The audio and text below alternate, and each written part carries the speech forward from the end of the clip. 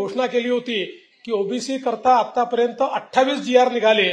त्या 28 GR पैकी 26 GR मी काढलेले आहेत, आमच्या सावे साहेबांनी काढले आहेत, आमच्या शिंदे साहेबांनी काढलेले आहेत.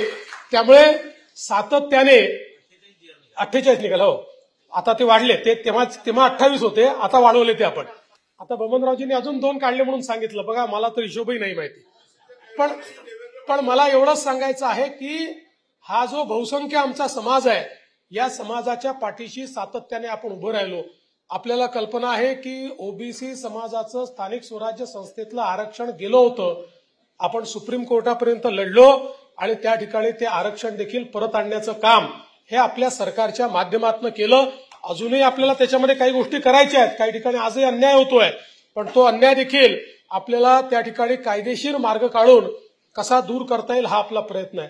यासोबत आमचा प्रयत्न आहे ओबीसी समाजातले जे विविध घटक आहेत, या घटकांमधले जे आमचे तरुण आहेत, या तरुणांच्या हाताला काम देण्याकरता विविध महामंडळाच्या माध्यमातून त्यांच्याकरता बिनव्याजी कर्जाच्या काही योजना आपण सुरू केल्या आहेत.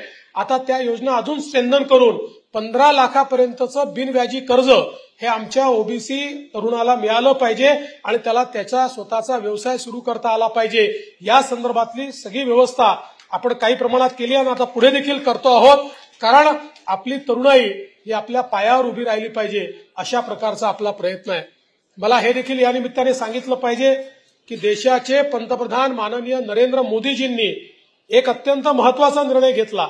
एकीकडे मोदीजींनी पहिल्यांदा आपल्या ओबीसी समाजाला राज्यघटनेमध्ये स्थान दिलं.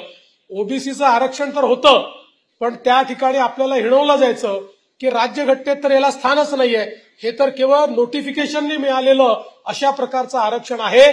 परंतु त्या ठिकाणी राष्ट्रीय ओबीसी आयोगाला कॉन्स्टिट्यूशनल दर्जा देऊन ओबीसीचं आरक्षण हे कॉन्स्टिट्यूशनल आरक्षण करण्याचं काम हे आदरणीय मोदी साहेबांनी केलं.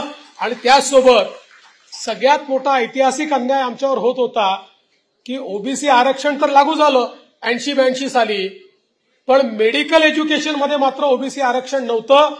मेडिकल एज्युकेशनमध्ये डॉक्टर बनण्याकरता आमच्या ओबीसी विद्यार्थ्यांना ओपनमध्ये यावं लागायचं.